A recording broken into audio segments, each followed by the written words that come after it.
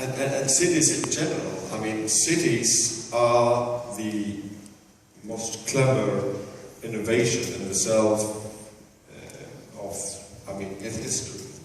And cities are growing at a very rapid pace, and that's because cities provide solutions. Not by being cities, but by being places where people meet and share their thoughts. And if you think of the medieval city, then you had kind of the butchers all in one street, so you knew that you could go to the butcher street. Now you could use technology to know about all the butchers or the welfare solutions, but they don't need to be on the same street. But in a way that's a pity.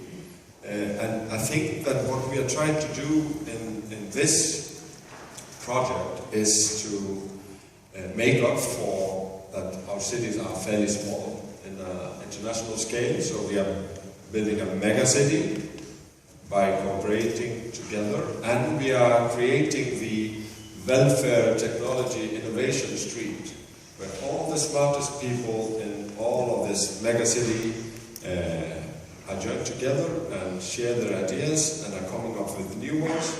So we are city administrators that, I mean, city governments touch the lives of almost every citizen every day.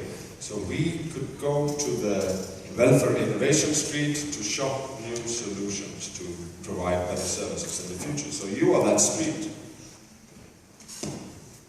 Excellent. So we have brought the street together across time and space.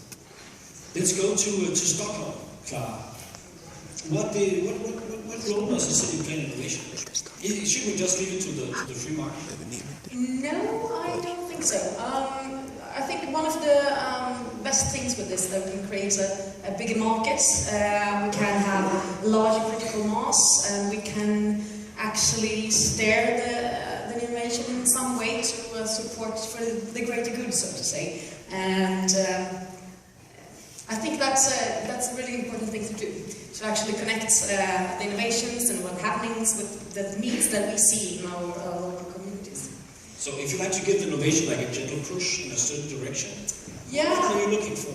Personally, I'm holding my thumbs for innovations in two different areas. The first one is considering working conditions in the home care services, because we already have some difficulties recruiting qualified staff.